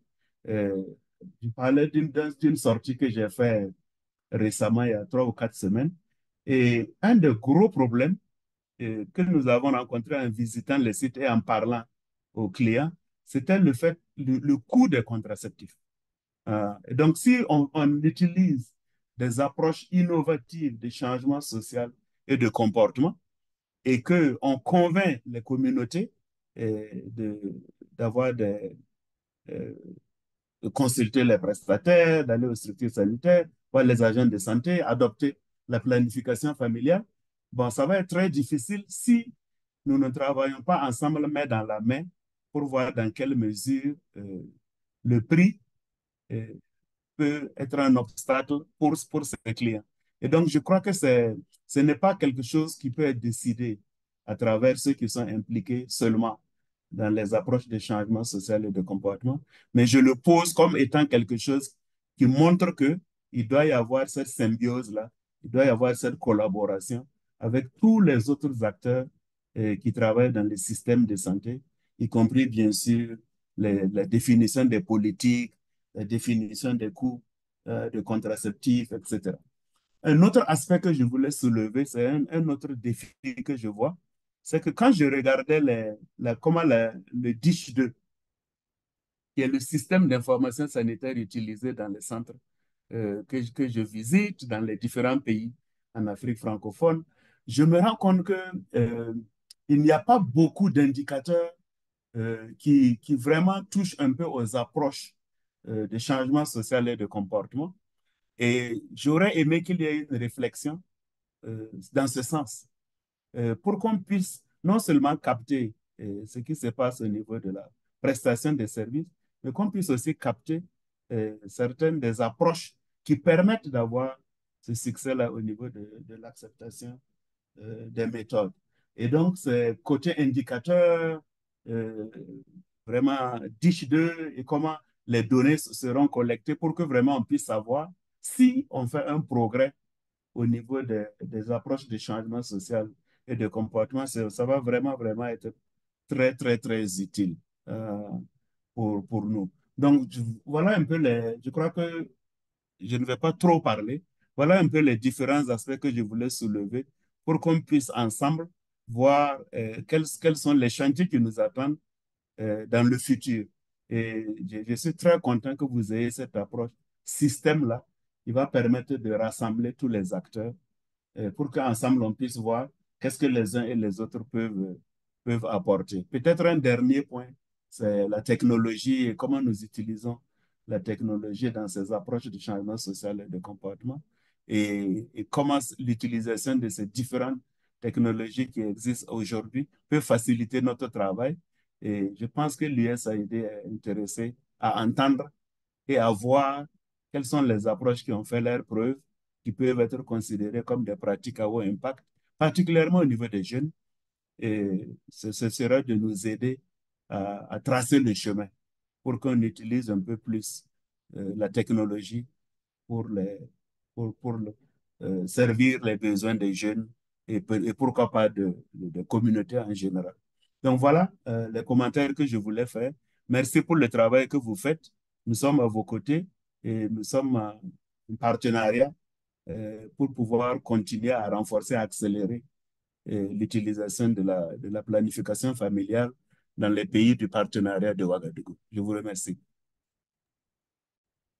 Merci beaucoup, Monsieur Alain Damiba, pour ces fructueuses réflexions qui démontrent particulièrement que ces interventions de CSC peuvent constituer ou mettre des liens, que ce soit entre les clients et les prestateurs ou la communauté et les structures de prestation ou entre des liens entre des adultes, les jeunes, mais également de d'entrevoir comment est-ce que ces bonnes initiatives peuvent être mises à échelle en les combinant à d'autres à d'autres interventions, mais également vous avez souligné, on va dire, ces aspects de leadership local pour permettre à ce que ce qui va être développé puisse être véritablement, on va dire, la chose communautaire pour permettre à ce qu'on puisse facilement les pérenniser et les rendre, comme on le dit souvent, les tropicaliser. Vous avez également souligné les aspects des coûts, mais également le niveau d'utilisation qu'on peut faire de ces initiatives en termes de technologie, particulièrement en ce qui concerne les jeunes. En tout cas, nous vous remercions infiniment de nous avoir accordé ce temps, de nous avoir accordé ces réflexions. Et tous ceux qui sont en ligne, certainement comme moi, ont pu profiter de ces éclairages, de ces lumières. Et en tout cas, nous vous remercions encore et on vous souhaite de passer une excellente journée. Alors, nous allons continuer toujours notre voyage. Et donc, on a commencé euh, par baliser avec donc la revue de la littérature. Nous avons planté encore le décor en expliquant un peu dans quelles sont ces différentes facettes dont nous parlons. Nous allons maintenant essayer d'utiliser deux études, deux cas pratiques qui vont être présentés par des collègues. Donc, la première va être présentée par Aboubakar Sawadogo. Aboubakar est un communicateur chevronné et spécialiste de santé publique avec plus de 20 ans d'expérience dans la pratique de la gestion des projets et approches de changement social et des comportements. Et il a également contribué à l'atteinte de résultats dans plusieurs types de programmes, que ce soit WOSH, la gestion des crises humanitaires. Il est actuellement consultant, mais il était précédemment conseiller régional pour Save the Children en tant que programme manager et dans également WABA. Notre deuxième intervenant, c'est Oumarou Adamou. Bouba est du Burkina Faso et Oumarou est du Niger. Et Oumari est chargé national du programme PF SMNI, coach national en amélioration de qualité avec plusieurs années dans l'enseignement dans les écoles et universités de santé et depuis plus de 7 ans, il travaille dans le domaine humanitaire et développement, notamment sur des questions de changement social et de comportement ou de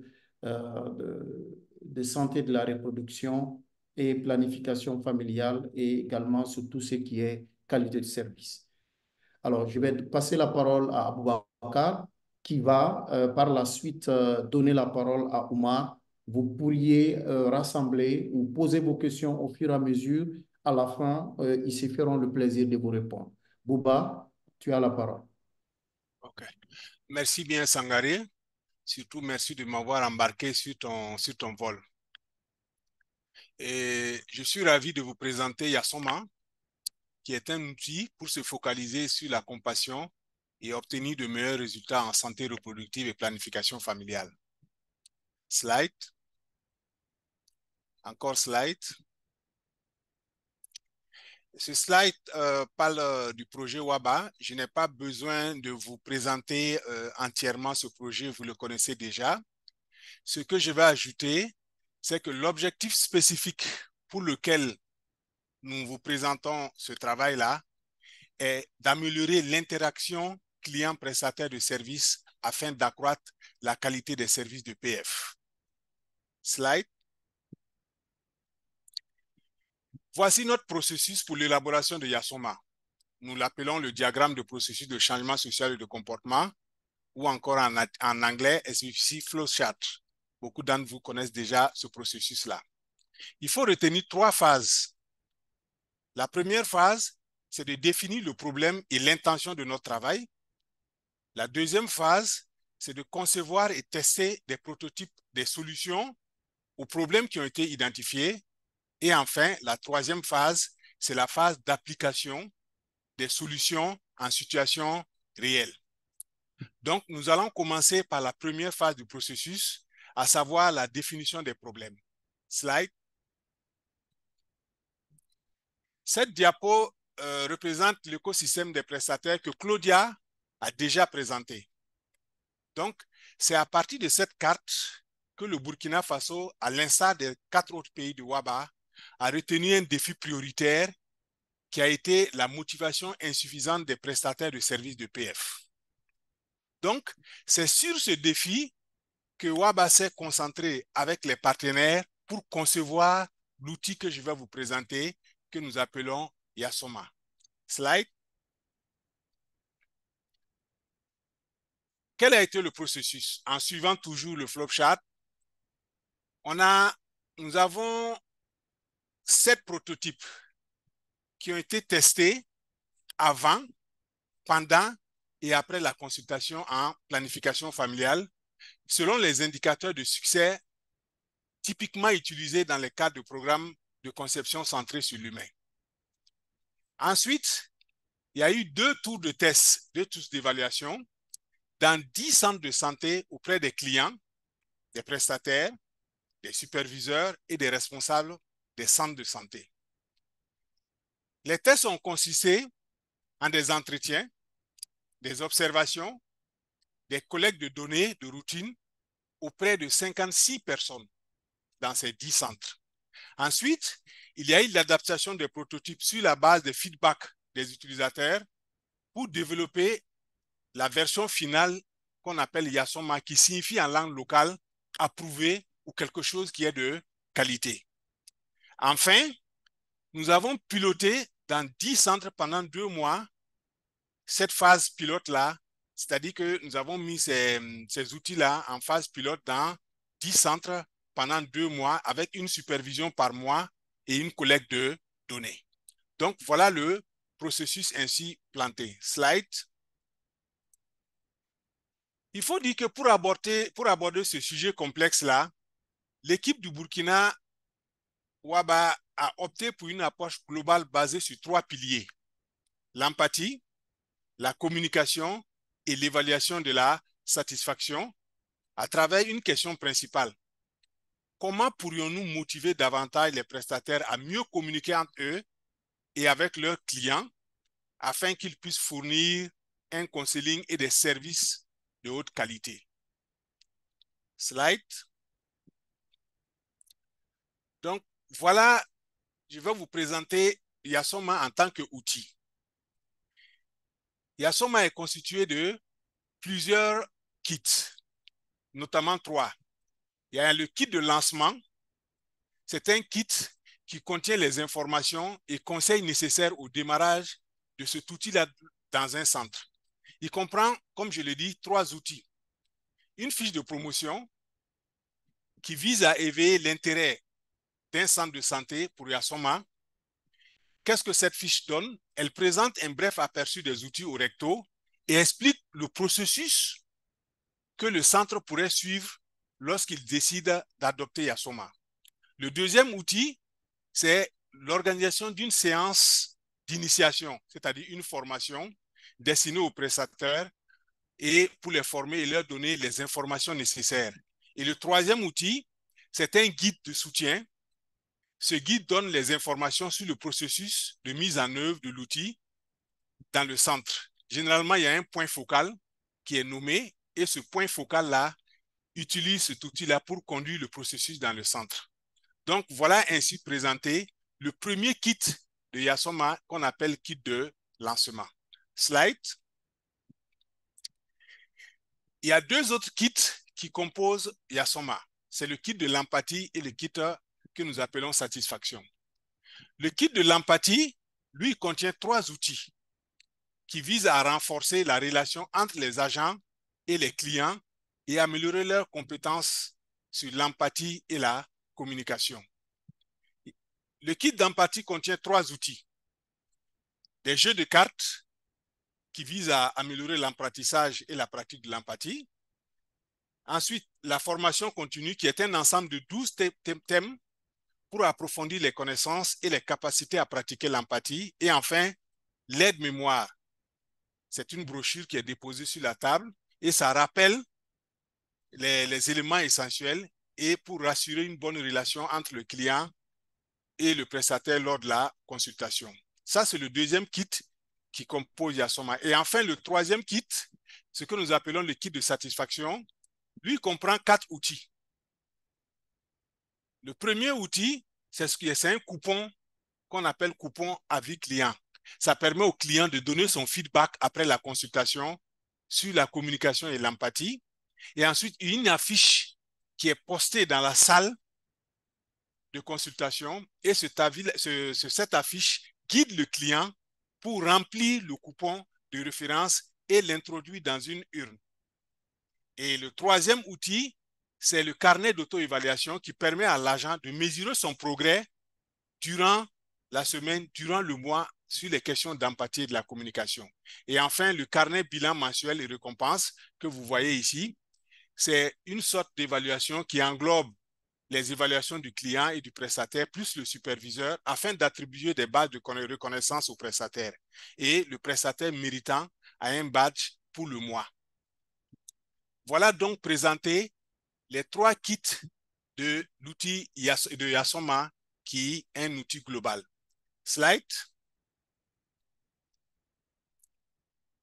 Il faut dire que lorsque nous avons piloté et lorsque nous avons suivi la mise en œuvre de Yasoma dans les centres de santé, nous avons retenu quelques résultats. C'est des résultats qualitatifs. Et on peut retenir les points suivants. Dans l'ensemble, les prestataires ont trouvé que les concepts présentés dans le kit empathie étaient importants, pratiques et applicables à leur pratique.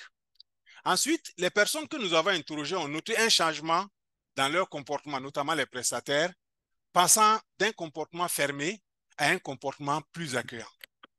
Certains prestataires ont noté même qu'eux, ils traitaient mieux leurs patients avec plus de gentillesse et prenaient plus de temps pour travailler avec eux après avoir utilisé cet outil-là, et ils ont appris à pratiquer activement l'empathie par rapport à leur ancienne situation.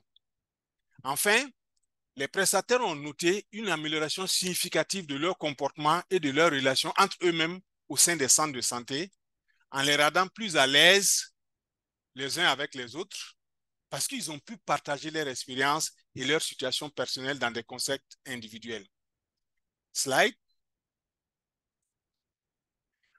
Nous avons noté également quelques verbatims des agents de santé lors du pilote, de la phase pilote et du suivi. Je lis certains seulement, je ne vais pas lire l'ensemble. Le jeu de l'empathie a transformé ma manière d'interagir avec les clients, créant des connexions plus profondes et renforçant la confiance mutuelle. Ça, c'est les propos d'une sage-femme. Deuxièmement, la formation continue nous a permis de partager des expériences et d'améliorer nos pratiques collectives, renforçant ainsi notre engagement envers l'excellent professionnel. C'est une autre sage-femme. Et enfin, le bilan mensuel, qui est un outil, est bénéfique, mais des ajustements au calendrier pourraient rendre la participation plus fiable pour tous. Ça, c'est un infirmier. Donc, voilà des propos rapportés lors de la phase pilote et du suivi de la mise en œuvre de Yasoma dans les 10 centres de santé au niveau du Burkina Faso.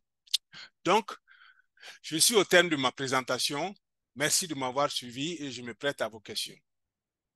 À vous, à Oumar, si vous êtes là, tu as la parole.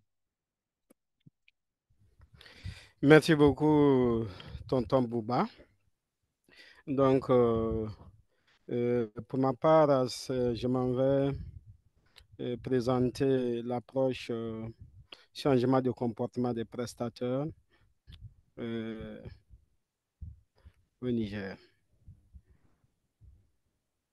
Sangaré, vous pouvez aller, ça c'était des ressources, mais ça sera présenté par la suite par Erin et les autres collègues. Donc, vous pouvez aller de l'avant pour Oumar. Ok, d'accord, il n'y a pas de problème. Marcela, please, can you move to the next presentation? Thank you. Donc, la promesse des prestataires et le feedback des clients, une redevabilité pour la qualité des services au Niger. Diapo. Donc, ici, c'est ma présentation. Diapo. Au Niger, la qualité des prestations des services de santé est jugée insuffisante, ce qui explique en partie la baisse des taux de prévalence ou de fréquentation dans les services de santé. Pour faire face à ce problème important, le ministère de la Santé a fait de l'amélioration des prestations des services de santé une de ses priorités.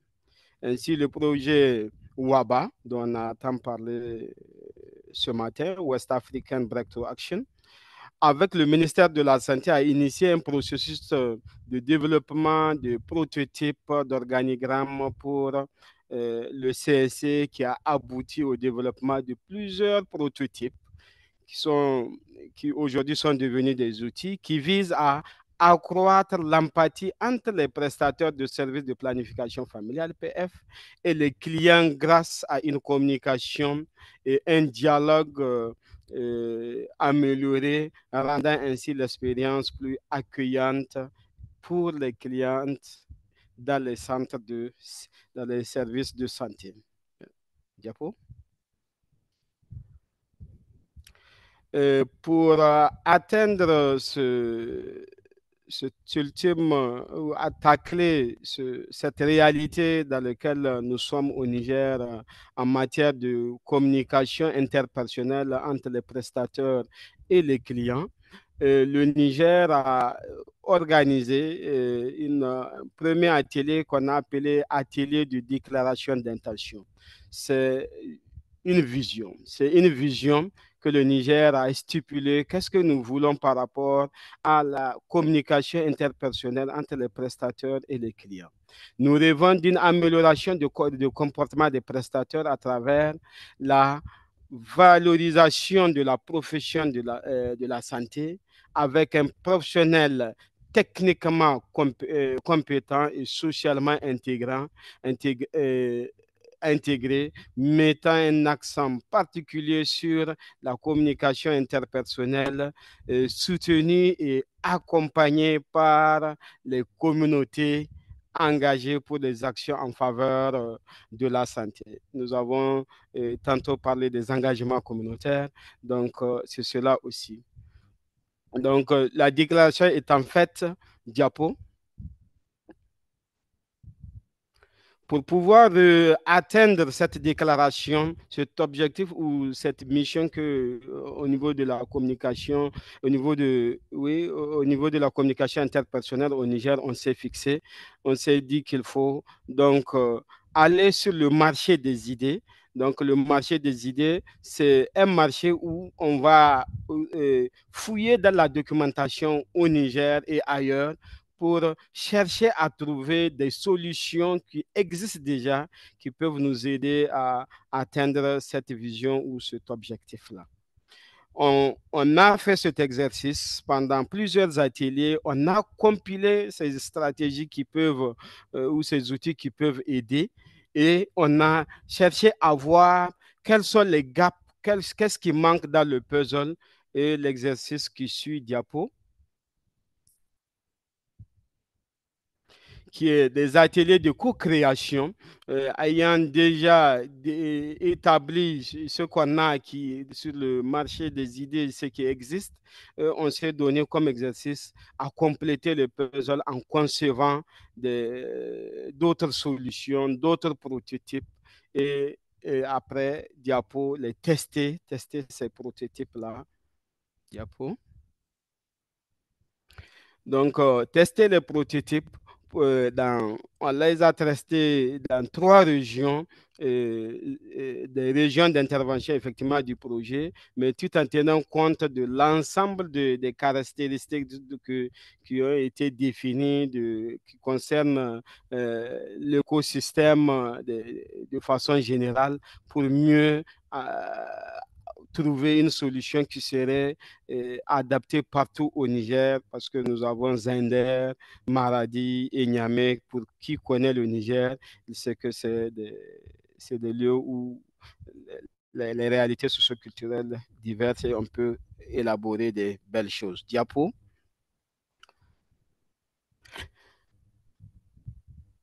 L'atelier de validation, après avoir testé ces outils, on les a validés à travers ce qu'on appelle le groupe technique de travail CSC au Niger et l'équipe nationale d'innovation du Niger, tous pilotés et appuyés par le projet Breakthrough.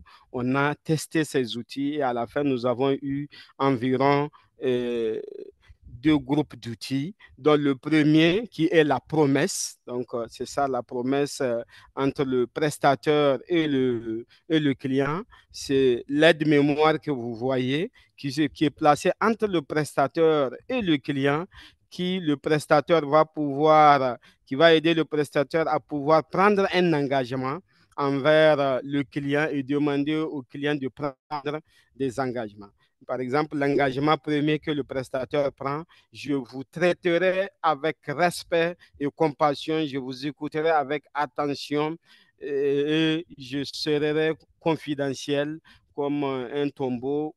Tout ce que vous allez dire serait ici et demanderai au client d'être ouvert pour pour poser toutes les questions en matière de santé, de sa santé, et il va pouvoir répondre à la limite de ses connaissances et de prendre l'engagement de pouvoir voter, de pouvoir sanctionner la qualité de service que le client a reçu en lui donnant des jetons que vous avez sous vos yeux ici. Donc, ces jetons, à l'aide de ces jetons, à la fin de la prestation, le client va aller voter dans l'urne où il y a deux compartiments. Le premier compartiment avec promesse tenue en vert. Donc, si la cliente est satisfaite du service reçu, il va voter côté vert. S'il n'est pas satisfait de la qualité de service reçu, il va voter du côté rouge et les badges pour confirmer l'engagement du prestataire que je m'engage à rendre un service de qualité. Diapo. Donc, après adoption de ces outils, il y a eu la mise en œuvre qui est totalement pilotée par le ministère de la Santé à travers la direction de la planification familiale, donc ce qui a favorisé l'appropriation par le ministère. Donc, on a passé à travers les formations des formateurs et superviseurs, niveau central, niveau régional et niveau district. Et il y a la formation des prestataires. Donc, comme c'est dans 2 CSI au niveau de 4 régions que nous avons eu à faire la mise en œuvre. Il y a eu le lancement parce que nous avons dit que nous voulons l'appui de la communauté, le soutien communautaire, donc l'engagement de la communauté. Donc, il faut les imprégner de ce qu'on est en train de faire. Donc, et le tout pendant la mise en œuvre, il est couronné par des suivis, de supervision facilitante et conjointe, donc Breakthrough Action et ses partenaires de mise en œuvre, en tête le ministère de la Santé. Diapo. Donc, nous avons, après la mise en œuvre, des résultats comme suit, plus de 86% à 100%. Donc, nous avons des résultats favorables, des verts. Les clientes ont favorablement apprécié les services reçus progressivement durant les 4 mois de mise en œuvre. L'approche PBC a permis une augmentation considérable de l'utilisation des services PF. Et il y a eu un fort enthousiasme et affluence des clients PF avec cette nouvelle approche ainsi que des nouvelles femmes au programme qui se sont vues doubler dans des lieux, quadruplés en fonction des sites et surtout encore le remplissage des supports qui étaient corrects. Quand vous allez regarder l'image sous vos yeux, vous allez voir le registre entre les mains d'une des superviseuses, donc qui permet de faire la triangulation entre les résultats, les données qui sont dans l'urne et les clientes venues pour planification familiale. Donc, ce qui a forcé aussi les prestateurs à bien renseigner, à bien remplir les dossiers. Diapo.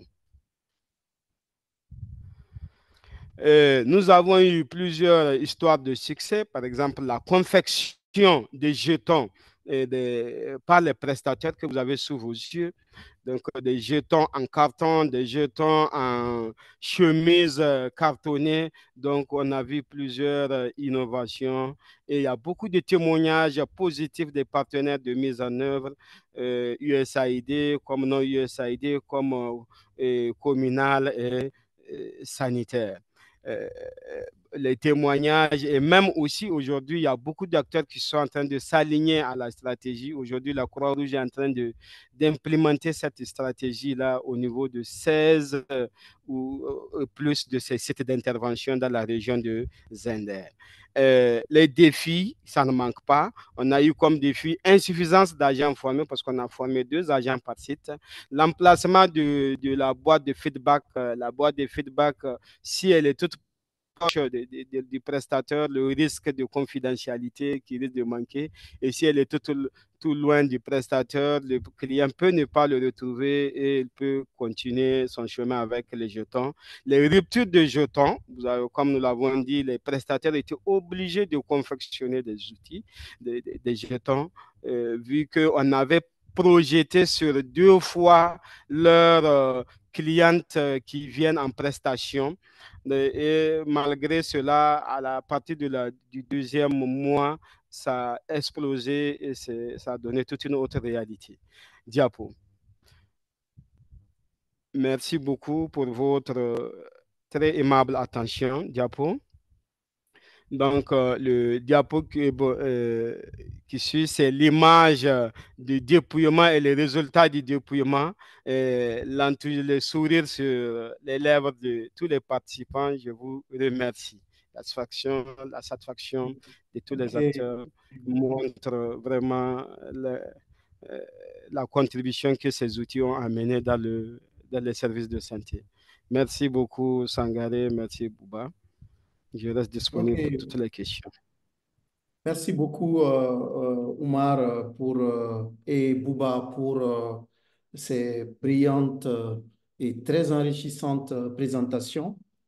Je note surtout que, enfin, on disait, hein, c'est des exemples pratiques. Donc, Yasoma présente un kit de lancement de ce processus dans les centres de santé, un kit d'empathie et également un kit de satisfaction client et promet ses aide-mémoire, des jetons, une boîte de feedback et puis un badge qui montre que voilà, comment dire, le, le prestataire a vraiment fait de sa chose la question d'empathie. N'hésitez pas à télécharger ces différents outils, à bien les étudier, les expérimenter, à les repenser dans votre contexte. Le lien a été partagé avec vous dans le chat.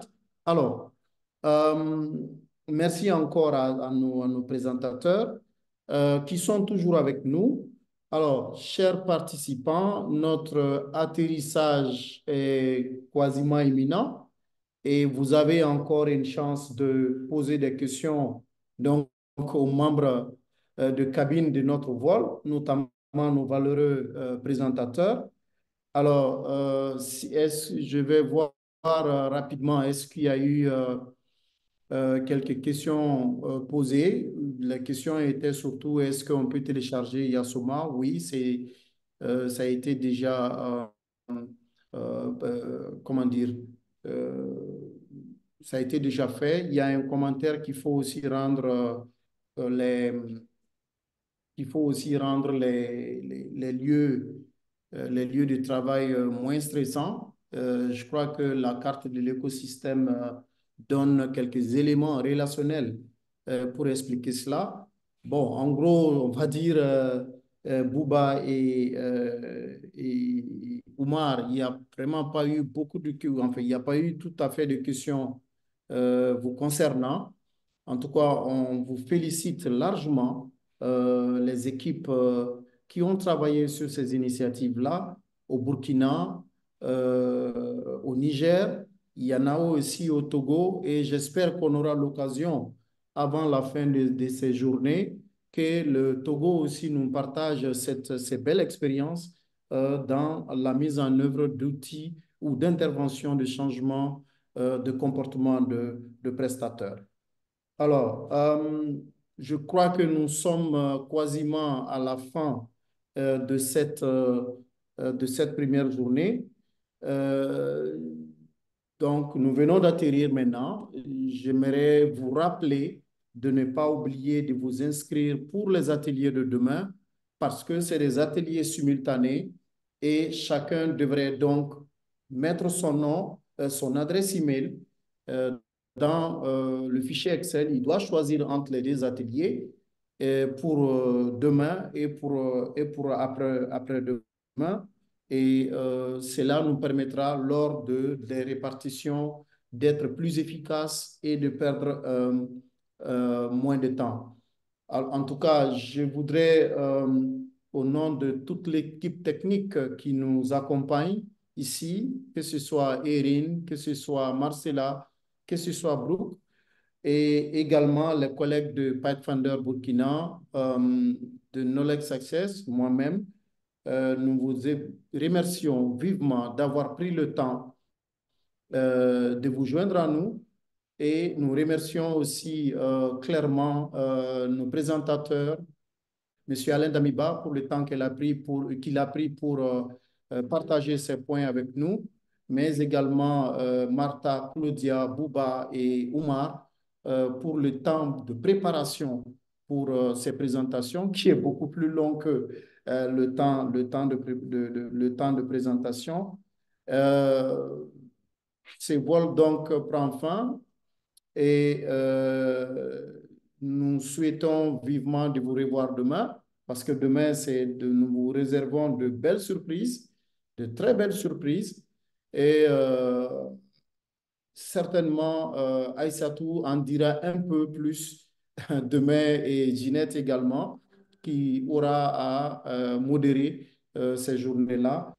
Merci beaucoup à vous tous. Bon après-midi à toutes et à tous. Merci encore et je vous souhaite de passer une très belle fin de journée. Merci.